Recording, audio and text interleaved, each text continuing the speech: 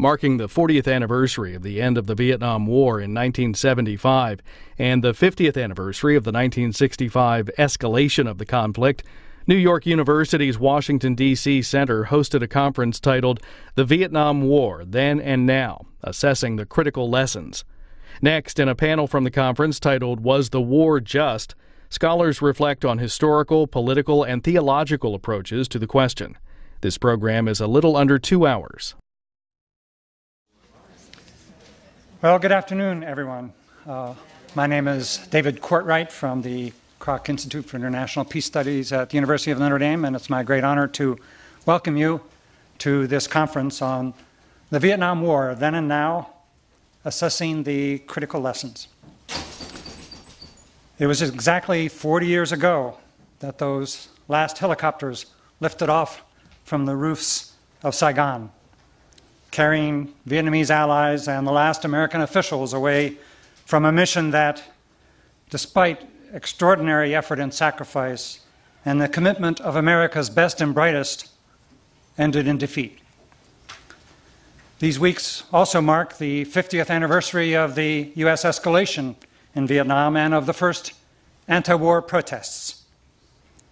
So we are commemorating this week and this year a war that became profoundly unpopular and deeply divisive in our nation, causing perhaps the most intensive and sustained social and political turmoil the country had seen since the Civil War.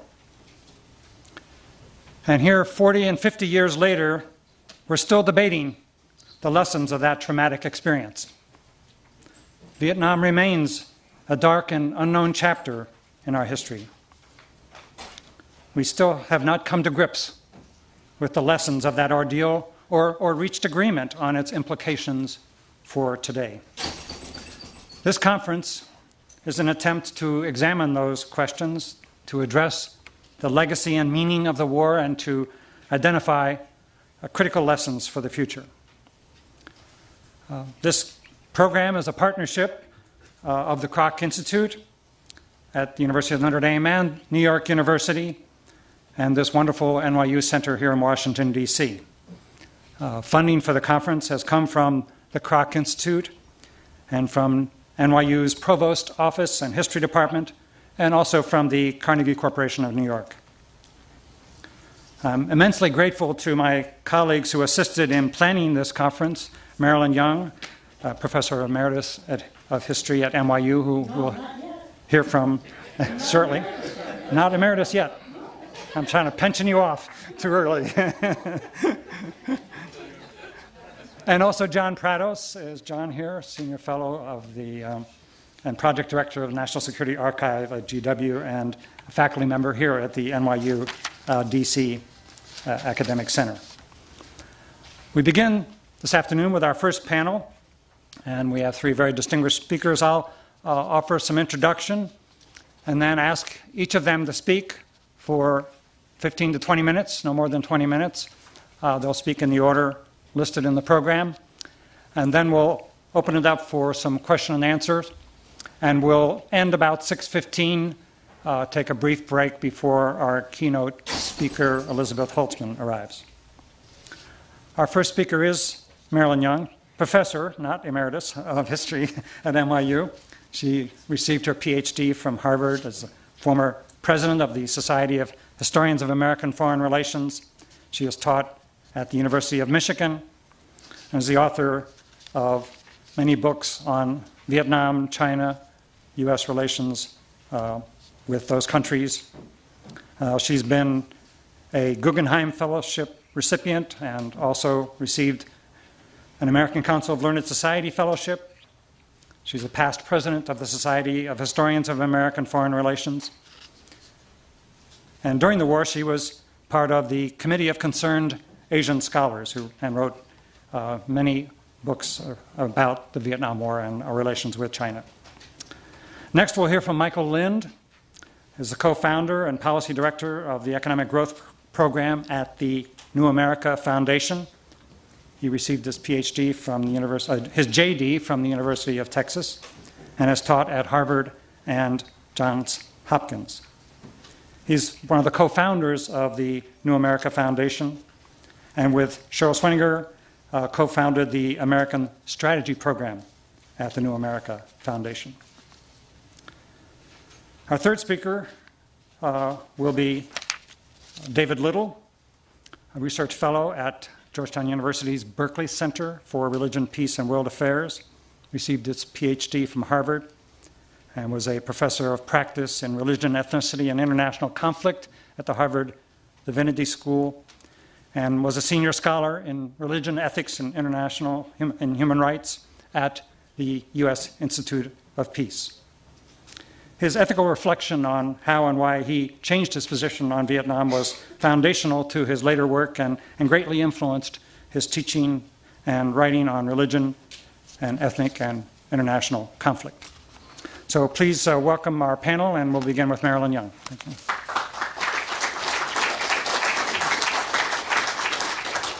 I mean, it's possible I should be emeritus, and that will come, but not quite yet. I had thought the Vietnam syndrome would always be with us. It's now been replaced, I think, by an Iraq syndrome. But I think this occasion, when PBS is full of nonstop documentaries about Vietnam, and the commemorations beginning now will continue for another at least 10 years, it's good to look back. And I want to start with the epigram I used to open my book on the Vietnam War. It's a 1945 memorandum from Arthur Hale, then on a State Department fact-finding mission in Vietnam. And a lot of you will be familiar with this history, but it's not a bad thing to renew it. There have been so many wars since. It's a good time to look back.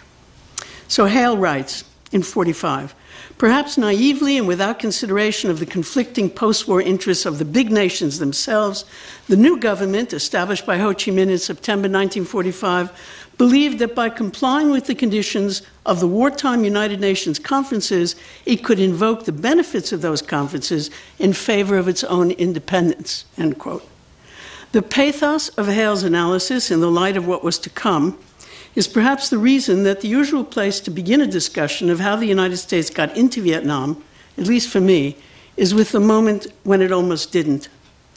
Among many of us who have studied the war, there is a lingering, irrational sense of hope as we read about the early post-45 period, a sort of magical thinking whereby one is able to delay or even prevent the future by identifying a point at which things could have gone another way.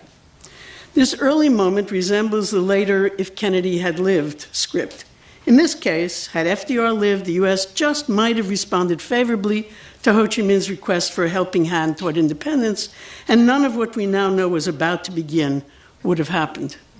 The evidence for this possibility lies in FDR's distaste for French colonialism and his explicit pursuit of an international trusteeship for post-war Indochina. In this cheerful version of what might have been, little attention is paid to the larger ideology within which FDR's detestation for French colonialism rested. For he was as convinced as the French about the basic inferiority of the Vietnamese. The problem with the French, as FDR saw it, was that they had not done and could not be trusted to do for the Vietnamese what the United States had done for its colonial subjects in the Philippines, that is, prepare them for independence. Hence his opposition to the restoration of French sovereignty, though in the month before his death, he seemed ready to transform an international trusteeship into one run by the French alone. In any case, by the spring of 45, Roosevelt was dead, and so is the notion of a trusteeship of any kind. Henceforward, despite occasional protests by the Far Eastern desk of the State Department, the fate of Vietnam was in the hands of the European desk, whose support for the return of French sovereignty was firm and clear-eyed. Another element in the imagining of a kinder, gentler past history rests on the notion that local OSS and State Department observers understood, as Washington did not, that the Viet Minh was a powerful nationalist movement, and Ho Chi Minh was its hero. By extension, had Washington listened to its local agents, it would have responded favorably to Ho Chi Minh's request for support of Vietnamese independence against the French. But the documents show that the differences between OSS field operatives and Washington have been exaggerated. Although almost everyone who met him was impressed by Ho Chi Minh, most, including Archimedes Patti, questioned whether the Annamites, as a race, were ready for self-government. When we take into account the racist underpinnings of even the most benevolent U.S. assessments of Vietnam in the 1940s, and acknowledge the extent to which, whatever its self-image, the United States was comfortably in tune with contemporary European colonial powers, it begins to seem unlikely that the United States would ever have supported Vietnamese independence against the French. And if we add to our account that Ho Chi Minh did not find his commitment to communist-led social revolution in Vietnam at odds with his nationalism, it is even more unlikely that a benign U.S. policy could have emerged. And yet I think it is worth thinking out loud about how things might have played out differently. After all, Ho Chi Minh had encouraged the sense that Americans anyhow embraced that their country was the last best hope of mankind, a model for all humanity. As you all know, he used the Declaration of Independence as the basic text for his own declaration of the end of French colonialism. He wrote, in English, a series of appeals for help to President Truman, and he offered specific economic inducements to American capital. Suppose Truman had supported the idea of an international trusteeship or taken seriously the pledges ringingly affirmed in the Atlantic Charter about the right of all peoples to choose the form of government under which they would live, and to see sovereign rights and self-government restored to those who have been forcibly deprived of them. That's the Atlantic Charter. Some of you may even remember its wording. Or maybe he could have answered Ho's letters. Practical revolutionary nationalist that he was, Ho Chi Minh might have gone along with the notion of trusteeship, maybe, and within it perhaps been able to carve out the lineaments of a genuinely independent Vietnam. For a brief period post-1945, how brief American historians continue to debate, there was an openness to U.S. policy, one that yielded only slowly to definitions of a new world order in which communism replaced fascism as the enemy of all that was good and holy. It is possible to imagine Truman resisting the idle threats of the French. For example, de Gaulle's insistence that the failure of the United States to support the French in Indochina was tantamount to pushing France into the, quote, Russian orbit, end quote, and instead had defended Vietnamese independence. It is even possible that the administration in Washington could have supported an independent Vietnam led by a communist-dominated coalition. The threat of a Democratic Republic of Vietnam in control of all the threat, a Democratic Republic of Vietnam proposed to the United States was about as grave as Saddam Hussein's weapons of mass destruction. It is important to hang on to the possibility that something entirely different could have occurred. Otherwise, one loses one's sense of historical contingency, and history simply becomes the working out of flat inevitabilities. Nor is it just anti-war historians who hang on to the possibility of an alternative historical narrative. Those responsible for prosecuting the war also look back in sorrow. Robert S. McNamara, in the first of his books, Rethinking the War, claimed that he had, quote, totally underestimated the nationalist aspect of Ho Chi Minh's movement. We saw him first as a communist and only second as a Vietnamese nationalist, end quote. The implication is that had the Kennedy administration understood the mix, it would have welcomed a unified Vietnam under Ho's leadership, recognizing that it did not represent a threat to the United States. Some time ago, Melvin Laird, in an issue of the Foreign Affairs, wrote of how the United States had, quote, totally underestimated the nationalist aspect of Ho Chi Minh's movement. We saw him as a communist and only second as a nationalist, end quote. Laird is more explicit than McNamara about the consequences of this misperception. Quote, had we understood the depth of his nationalism, we might have been able to derail his communism early on, end quote. Laird's confidence that the United States could have derailed Ho's communism recalls the optimism of OSS observers and the conviction of virtually every post-1945 U.S. administration in the malleability of foreign nations faced with America's example and its power. Here, then, may be one part of the answer as to how and why the United States began its 30-year war.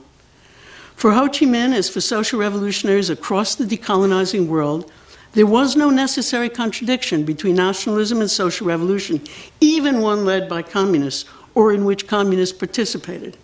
For the United States, however, the only acceptable form of nationalism was the one that explicitly leaned to the U.S. side, a nationalism that embraced both capitalism and democracy, if possible, but just capitalism, if necessary, and one that did not feel its independence compromised by a military alliance with the United States. It came always as a terrible surprise that some third world nationalists saw in this policy vestiges of the colonialism they sought to overthrow. In a discussion between American and Vietnamese policymakers and historians long after the war, Nicholas Katzenbach, who had worked on Vietnam in both the Kennedy and Johnson administrations, explained to the Vietnamese, quote, "It should have been clear to everyone that the United States was opposed to colonialism after World War II, even if some of the policies of the United States tended to support the colonial powers in some parts of the world. Yet, he complained, his Vietnamese interlocutors seemed to think that the United States was, quote, pro-colonial, even though everything we did and said opposed colonialism in most parts of the world." What most end quote. What most predicted for the war the United States would conduct in Vietnam was this naivete, this blindness as to how other countries viewed U.S. policy. Much that the United States said, but little that it did, opposed colonialism. And by the early 1950s, that was evident not just to Vietnamese, but to Chinese, Koreans, Iranians, and Guatemalans. Some European colonial powers could rely on the United States for support, the British in Malaya, if not the Dutch in Indonesia. All of post-1945 American administrations and much of the American public believed and believes that the interests of the United States are inherently consonant with the interests of the world in general. What is striking is the lack of a structural understanding by its creators, its supporters, or its critics of a distinct and interested American policy, foreign policy. Instead of observing the play of independent interests, those of the United States in play with those of Vietnam, or France, or China, the United States, a nation among nations, there are assertions of morality. The United States does good in the world, or, by the critics, the United States does evil in the world. The United States doesn't negotiate interests because we are the world. In Vietnam, North Vietnamese troops were referred to as foreign, as though American troops were somehow indigenous. It has thus been possible for policymakers, historians, journalists, and the public to imagine that the United States acts always and everywhere with the very best of intentions for the freedom and well-being of whatever country to which it has brought war. The conviction of its own good intentions, of its overall beneficence in the world, shields American politicians from taking responsibility for the disasters they create and persuades the electorate that the wars into which they have been led are all, at least at the start, just. Che Guevara once hoped for one too many Vietnams. Sadly, history has fulfilled his wish. If the wish that Truman had answered Ho's letters is the first might have been, the second occurred in 1956, when, with U.S. encouragement and connivance, Ngo Dinh abrogated the Geneva Agreements, which had ended the French war in Indochina, and instead of the countrywide elections promised, and which most observers agreed Ho Chi Minh would have won, held them in South Vietnam alone, where, in an election remarkable for its fraudulence, he won handily. Ho had worked hard to get people to go along with the Geneva Compromises. Unification, he insisted, would come through moderate demands and political actions. This was met not only by the abrogation of Geneva, but as well by the 1956 Denounce the Communist campaign, a campaign of mass arrests and the granting of power to local officials in the South to suppress any opposition. Hundreds were executed. In the summer of that year, the American Friends of Vietnam held a conference entitled America's Stake in Vietnam.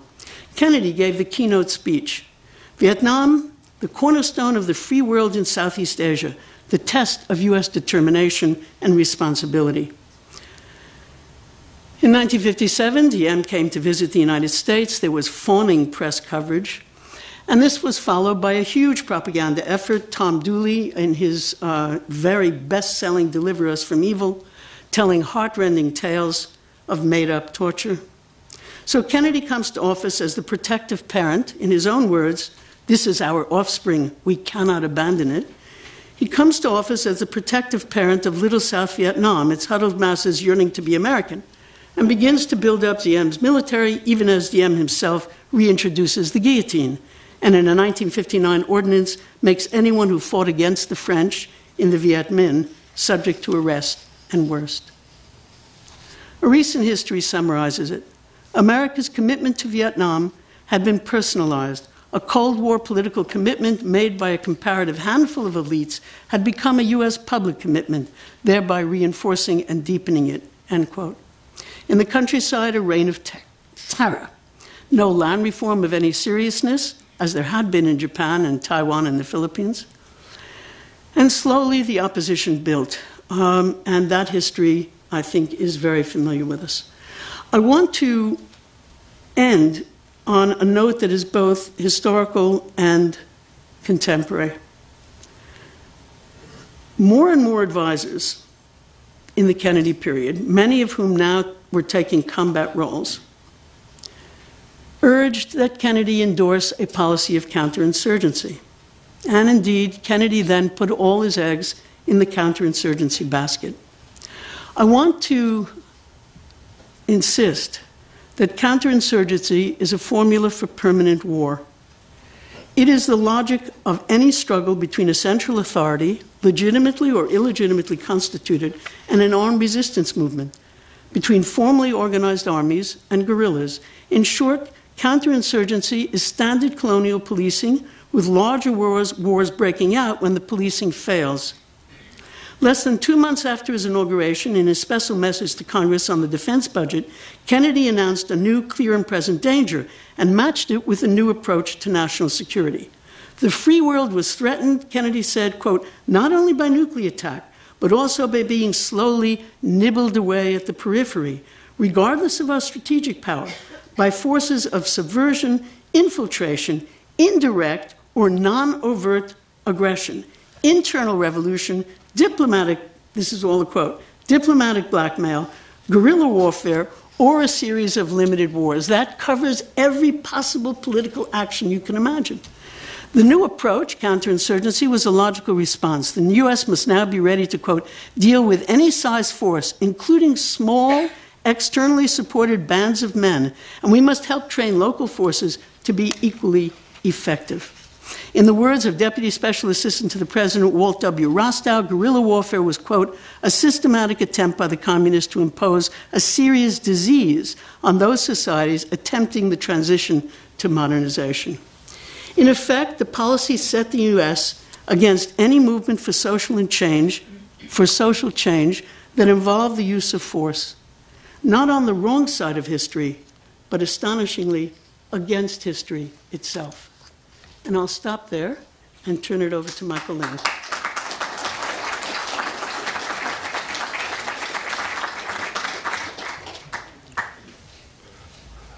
The Vietnam War was the greatest catastrophe in the history of American foreign policy. On that, I think all scholars would agree. It devastated the landscape and people of Indochina. It polarized the United States. And it had repercussions around the world during and afterwards. So the Vietnam War was a catastrophe. The question is, what kind of catastrophe was it? And I submit that there are three theories that answer that question. Either it was a crime, or it was a mistake, or it was a defeat. Each of these questions about the Vietnam War in turn cannot be answered by looking at the Vietnam War alone. How you answer the question of whether the Vietnam War was a crime or a mistake or a defeat depends on your view of the context of U.S. policy, both during the Cold War and perhaps throughout American history. So let's start with the first analysis, that it was a crime. The war itself was a crime. It wasn't simply a matter of a war in which there were war crimes, like the My Lai massacre, the arguably immoral use of Agent Orange, of free fire zones, things like that. No, but the entire war was a crime. And from this perspective, it was a crime because all of American foreign policy from 1898 with the Spanish-American War, or maybe 1846 with the Mexican-American War, has been one series of aggressive actions by an imperialist America. So of course The Vietnam War was a crime. So was everything else. U.S. intervention in World War I, World War II, the Cold War as a whole. These were acts of aggression by an American racist colonial empire. Now, this theory that American imperialism was essentially at the root of the Vietnam War comes in two forms. There used to be a very powerful left-wing version of this, which has faded considerably in the last half century, which attributed this to capitalism. The United States was the great capitalist empire, and that explained American aggression everywhere. More recently, I think this point of view is found more on the political right among conservative isolationists, and they tend to attribute the interventionist American foreign policy from the Spanish-American War onwards, which they oppose, to the desire for power of tyrannical elites in Washington who use war and perpetual war in order to maximize their own authority. So that is a coherent position. I know people who hold this, mostly libertarian isolationists. So that is one of the perspectives, that the Vietnam War was a crime because American foreign policy as a whole was essentially a criminal enterprise on behalf of an aggressive empire. What about the second theory? The Vietnam War was a mistake.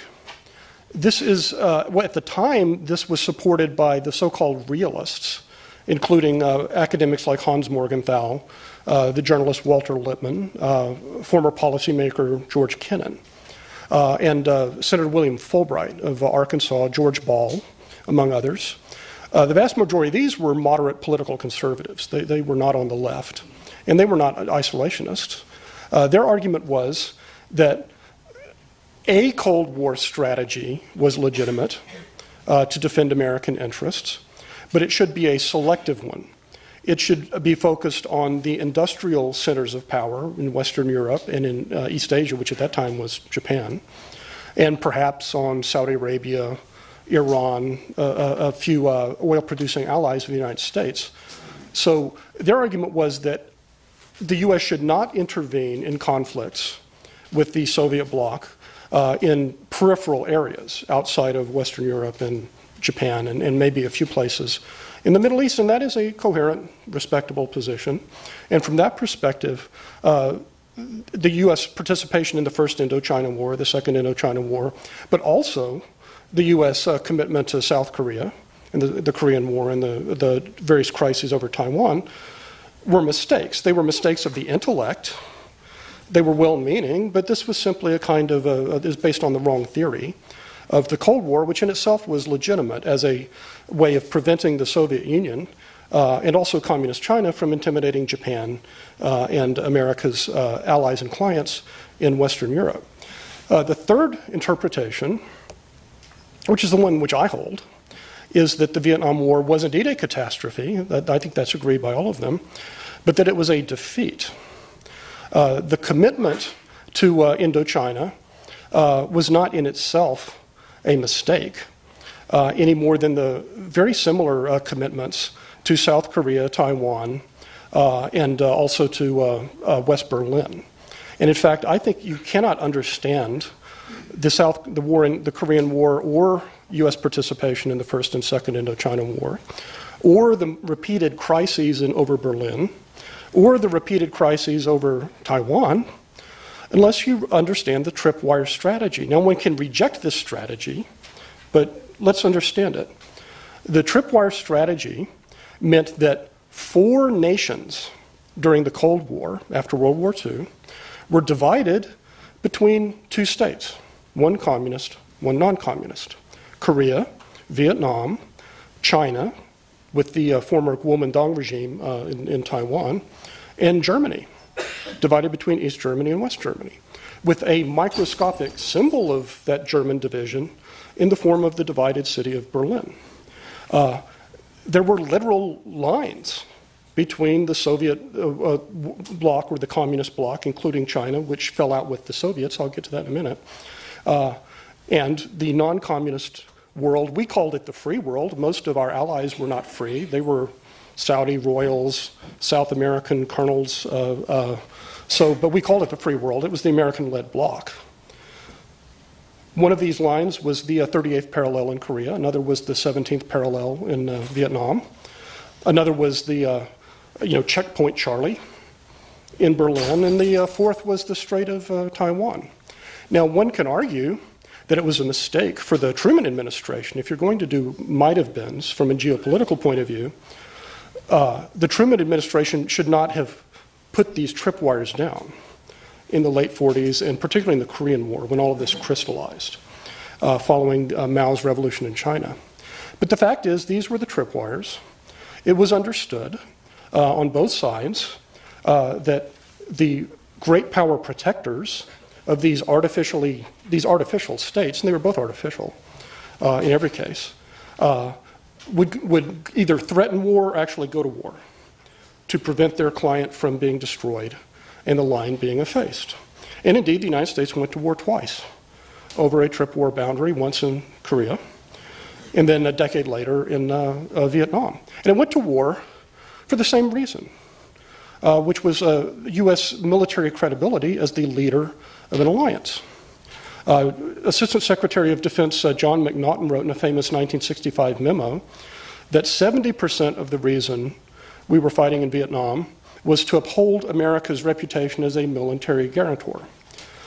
20% was to keep out China, and 10% was to make life better for the Vietnamese themselves. You could make the same argument about the Korean War, or about the various conflicts in the Cold War Europe and the various flashpoints over Taiwan, which came very close to war, but never did. So this, to me, is the nub of the dispute between the realists, who argued that these tripwire conflicts were not worth fighting a war over, and those who defended what was called global containment as opposed to selective containment, which argued that essentially this is exactly where you fight, because you cannot have a war over Japan or over Germany and Eastern Europe without that escalating to World War III.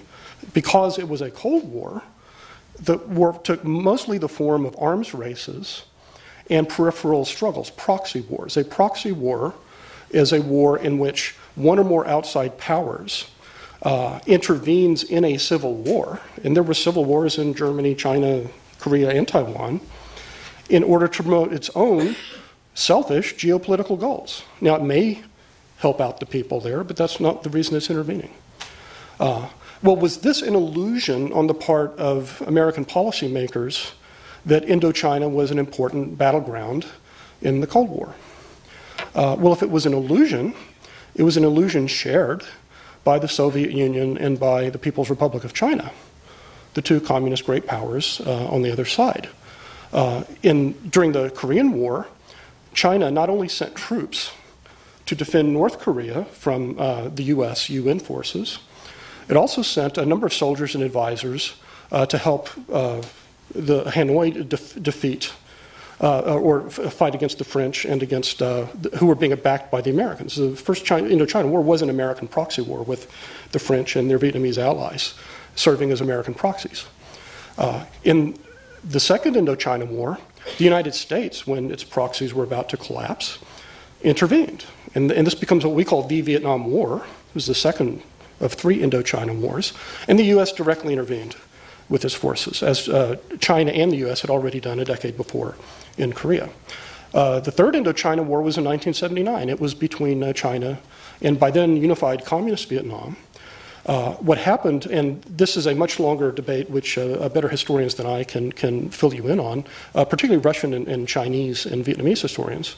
The Sino-Soviet split led to a competition throughout the 60s between Moscow and Beijing to support North Vietnam, which the North Vietnamese regime tried to prolong as long as possible, getting its outside sponsors competing to provide it with aid and diplomatic support and military aid.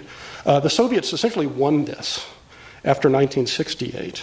And from that point onwards, North Vietnam, which became United Vietnam in 1975, became the largest and most deferential Soviet ally in the world outside of Cuba and Eastern Europe, all the way until the end of the Cold War. And so the 1979 war between China and Vietnam was also a proxy war in a way between China and the Soviet Union.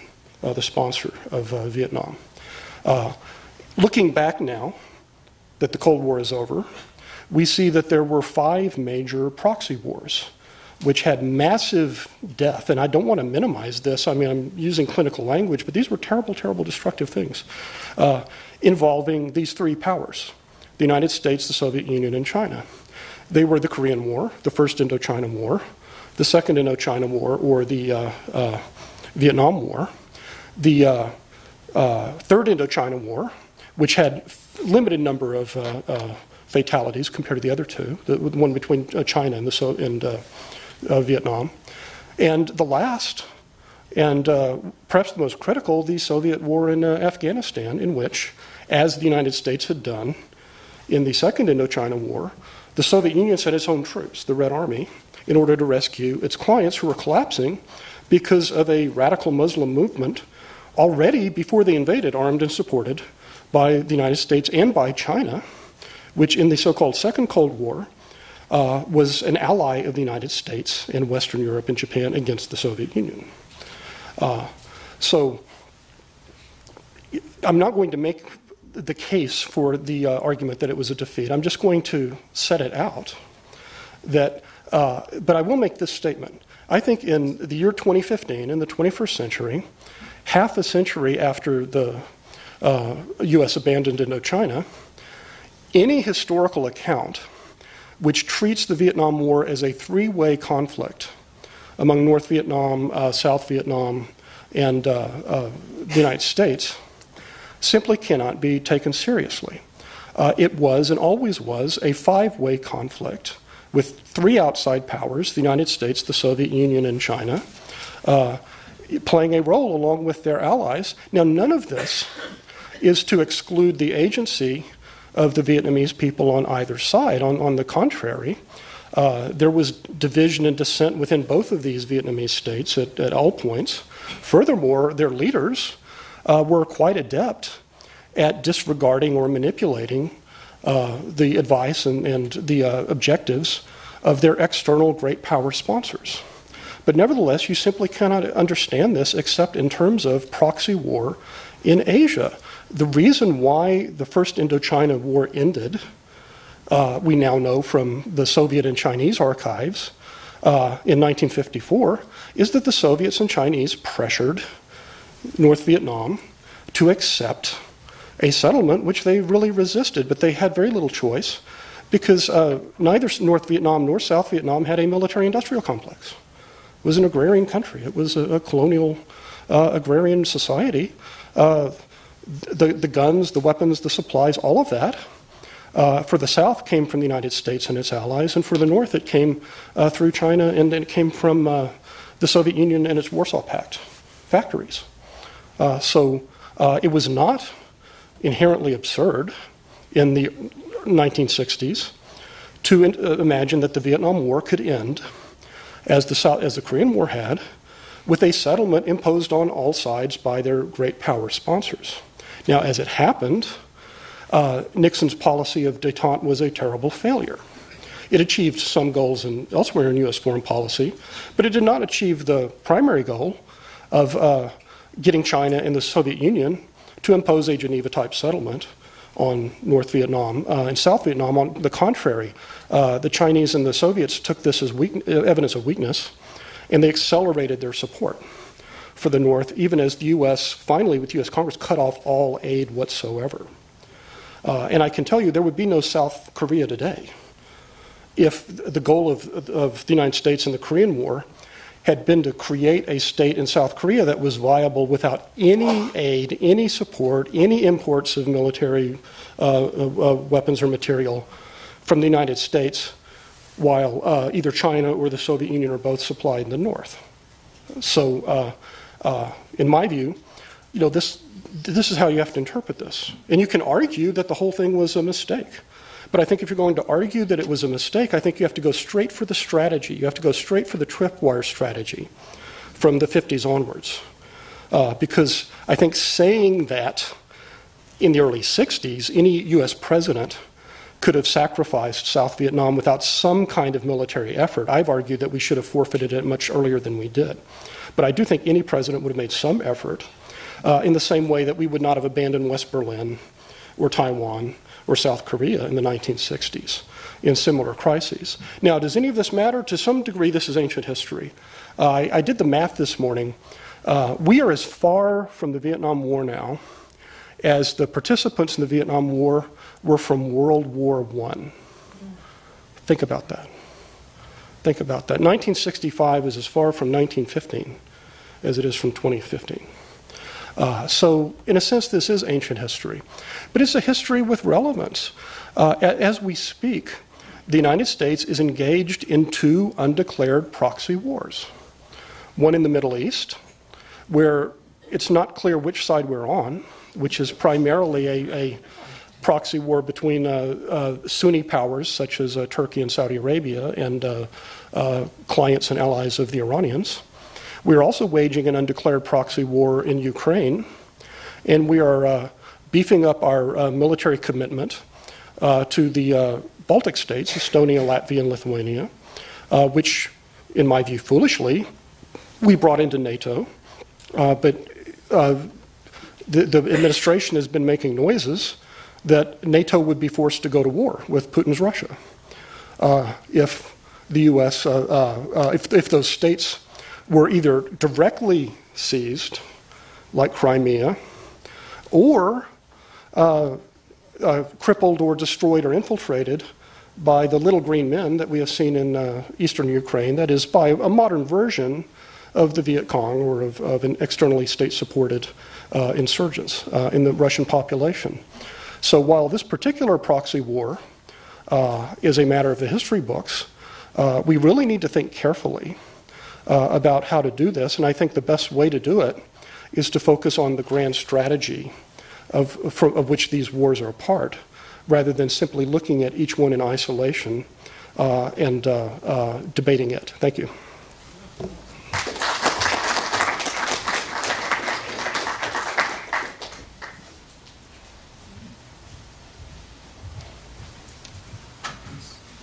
I'm very pleased to be here indeed, and congratulations to David for organizing this conference, an important subject to be sure. As my contribution to this collective endeavor to reflect on the Vietnam War, I've been asked to pass judgment on two questions. One, was the war, all things considered, morally justified? And consequently, what lessons might be drawn from that judgment? I took up teaching at the Yale Divinity School in 1963, just as the debates over Vietnam policy were heating up, and I found myself in a different position from many of the critics, students, and faculty who at that time were at Yale University. As a professor of ethics, I, along with other people, decided to introduce a just war approach to the analysis of the Vietnam War. Just war tradition, as all of you surely know, developed by Western Christian theologians and early international lawyers. And eventually it had, in the codification sense, influence on the UN Charter, the laws of armed combat, and international humanitarian law. In determining whether a use of force is morally justified, it must meet, in the first place, 6 standards. It must be initiated under a legitimate authority, have a just cause, a just intent, be initiated as a last resort with a reasonable probability of success, and yield benefits, benefits, yes, that outweigh the costs. That's, at least I refer to that as general proportionality. In the conduct of the war, 2 additional standards must be satisfied: non-combatant immunity and military proportionality, which is avoiding excess waste in lives and physical material. The whole point of the doctrine is to try to provide assurance that force is being used for good reason and, above all, not arbitrarily. Ideally, all 8 standards should be clearly satisfied for a given use of force to be morally justified.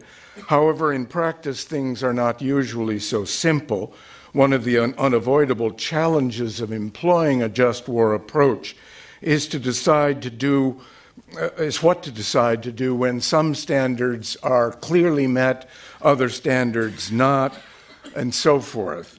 There is no alternative, it seems to me, but to arrive at a decision as conscientiously as one can based on the application of these 10 standards, and then give reasons as to why the judgment is made. Due to the limits of time and space, I shall only, in my paper, attend to 4 of the standards: legitimate authority, just cause, reasonable probability of success, and general proportionality. And in this presentation, I'll only deal with 2 of them with a quick nod to reasonable probability of success. These 4, I think, are, as I look back on the debates over Vietnam in which I was extensively involved, these 4 refer, I think, to very salient and important central issues in the debate. In what follows, I refer to the 3 standards and try to show how in the 60s I arrived at one judgment and after the 60s another. In short, until 1968, I defended U.S. policy as relatively just. After that period, I changed my mind, recanted, and thereafter regretted my earlier support. First, legitimate authority. There are 3 levels of attention that must be given here. 1, to the legitimacy of the South Vietnamese government. Second, to the constitutional authority of the U.S. executive to initiate a use of force. And thirdly, the international authority for such use. As to the legitimacy of the South Vietnamese government, that is a crucial part of the assessment and certainly was central in the debates that took place around Vietnam. If there was no internationally recognized boundary between North and South Vietnam, then charges that North Vietnam aggressed against South Vietnam were insupportable, and claims by South Vietnam and the U.S. that they might exercise, quote, the inherent right of individual or collective self-defense against an armed attack, Article 51 of the UN Charter, would be unwarranted. At the time, I believe the Geneva Accords of 1954, which imposed the 17th parallel as a ceasefire boundary and called for elections in 1956 to decide the country's future, were rather inconclusive legally. The U.S. was informed by communist authorities that there simply would be no UN-supervised elections in North Vietnam, North Korea, or East Germany. In any case, failure to hold elections did not, it seemed to me, justify the North Vietnamese in defying the well-established UN principle that force may be employed internationally only in self-defense. The 17th parallel was widely recognized as an international boundary, analogous, as Mr. Lind has pointed out, to the 38th parallel in Korea and to the boundary between East and West Germany. Violations of those boundaries were a threat, it was assumed, to international peace and security, as the UN Security Council had explicitly ruled in authorizing a military response to North Korea's invasion of South Korea in 1950. By the way, the Paris Peace Accords, signed, as you recall, in January 1973, clarified many of the legal uncertainties about the status of Vietnam and of expectations regarding the relationships between North and South Vietnam. Those accords spoke of the sovereignty of South Vietnam and mentioned that these South Vietnamese people have a right to the self-determination, and that is a sacred, inalienable right to be respected by all countries. It also specified that the relationships between North and South Vietnam would be entered into without coercion or annexation by either party. It is, by the way, a question as to how sincere President Nixon and Henry Kissinger were, either in their intention to uphold the terms of the Paris Peace Accords or in their belief that the terms would be upheld. There was a secret agreement to allow large numbers of North Vietnamese troops to remain in South Vietnam after the settlement, which, of course, threw the likelihood of upholding the terms into deep doubt. This, by the way, the intentions of Mr. Kissinger and Mr. Nixon are certainly debated. I have to say for myself in passing that I question the sincerity of those men based upon later revelations by Henry Kissinger himself in his own memoirs. My own view is that the Paris Peace Accords provided a political and moral cover for a U.S. withdrawal. What about the constitutional authority of the United States to use force in Vietnam? This centered around, of course, the debate over the Gulf of Tonkin resolution adopted on August 7th, 1964, overwhelmingly by both houses.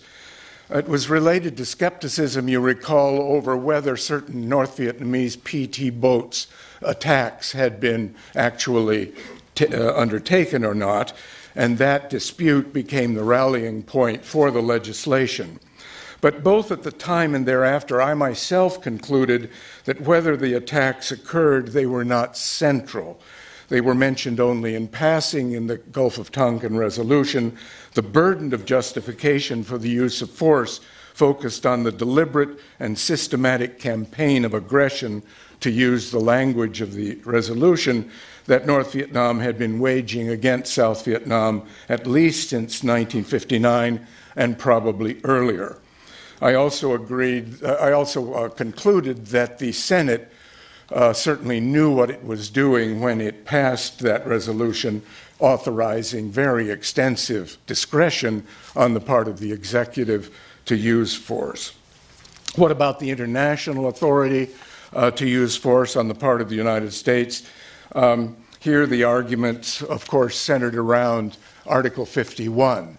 The problem with Article 51 of the UN Charter, the self-defense article, is that it applies to members of the United Nations, and obviously South Vietnam was not a member. The response of people like me and other international lawyers at the time was that the Korea example provides a very strong precedent of applying Article 51 to a non-UN member. Korea was divided in the same way as Vietnam. Neither of the Korean zones in 1950 was a UN member. Still, there was no warrant, according to one international lawyer, for holding that one zone of a temporarily divided state, whether Germany, Korea, or Vietnam, can be legally overrun by armed forces from the other zone, crossing the internationally recognized line of demarcation between the two. South Vietnam was recognized as a separate international entity by around 60 governments and had been admitted to membership of several UN agencies. In sum, my initial assessment was that the legitimate authority of the South Vietnamese government and of the authority for use of force by the United States, both constitutionally and in regard to the UN Charter, was relatively well satisfied. However, during the course of the war, I began to see that the attributes of legitimacy, legitimate authority, especially in relation to the South Vietnamese government, involved more than international law. They involved additional questions of justice, which brings us to a consideration of just cause. The assessment of the just cause standard involves two issues, both of which have to do with the nature of the threat of a communist takeover in Vietnam. One, the degree and character of the local threat, that is, the damage represented by North Vietnam to the population of South Vietnam, and two, the degree and character of the international threat, the danger represented by North Vietnam to the peace and security of Southeast Asia, and more broadly to the world at large. As to the local threat, some critics of the U.S. policy claim that the division of Vietnam in the first place, was artificial and mistaken. Speaking of a right to self-defense by one zone against aggression or armed attack by the other zone, it utterly ignores the bond of nationalism first expressed against the French and then against the U.S. that unified all of Vietnam. Others claimed that the real threat to South Vietnam did not come from North Vietnam, but came within South Vietnam from the NLF, the National Liberation Front, the Viet Cong. What was my strategy at the time trying to argue in favor of the moral justifiability of the war? My strategy was to invoke respected policy skeptics like David Halberstam, Making of a Quagmire, also his book Best and Brightest, published in 1969, and Stanley Hoffman, a colleague of mine from Harvard, who, despite their skepticism, conceded what I also took to be true at the time, that a majority of South Vietnamese did not want to live under communist rule and ideally should have been allowed freely to choose their own government. While most Vietnamese were nationalists, not all of them, the argument was, at that time accepted the communist version of nationalism. In that regard, I found support in what was revealed in the Pentagon Papers, that a war begun as a rebellion in South Vietnam against the oppressive and corrupt regime of Ngo Dinh Diem was extensively co-opted by the North Vietnamese in 1959 and to a lesser extent in 1954. There was, in short, evidence of an armed attack across an internationally respected dividing line, however covert that undertaking might have been. According to the experts on the Viet Cong, like Douglas Pike and others, the percentage of support for the South Vietnamese, among the South Vietnamese for the Viet Cong, NLF, was always well under 50%. As to the international threat, I grew up in the Philippines, went to high school there, and experienced the rise of the communist movement there, as well as the repercussions of the Korean War in the early 1950s. And I shared, I have to say, the fear, especially in the early 60s, over the spread of communism in Southeast Asia. Clearly, post-World War II presidents from Truman to Ford harbored the same apprehensions regarding the international threat of communism. Truman expressed the enduring official U.S. conviction that the spread of communism signaled the loss of freedom to millions of people. Now, how my mind changed. In the late 60s, I came to appreciate, and now looking back, appreciate all the more, how simplistic my judgment about the war was. In determining a just cause, I concluded, it is not enough to identify violations against a legitimate authority, legalistically understood. If, as the official U.S. line went, a just cause for using force in places like Vietnam was the protection against arbitrary, aggressive government, as represented by the communists, then the U.S. would have to take responsibility as a consequence of the use of force for designing and adopting policies that would secure and sustain the political, legal, and military institutions requisite for a defense of freedom. The South Vietnamese government, as one author puts it, would have to acquire, quote, a degree of legitimacy sufficient to stimulate the kind of sacrifices on the part of citizens needed for survival. This, I came to believe, the U.S. government most assuredly did not do, thereby seriously calling into question the justice of the cause. For one thing, I came to believe that the perception of the international threat, Vietnam as the cork in the bottle, the first, if it fell, in a row of collapsing dominoes that would cause chaos across Southeast Asia, was exaggerated and thus blinded policymakers to the particular circumstances of the local situation in Vietnam. For example, however apposite the Korean case might be in establishing a convincing legal precedent for the legitimacy of the South Vietnamese government, the differences, as I reflected on it, far and away exceeded the similarities when it came to designing and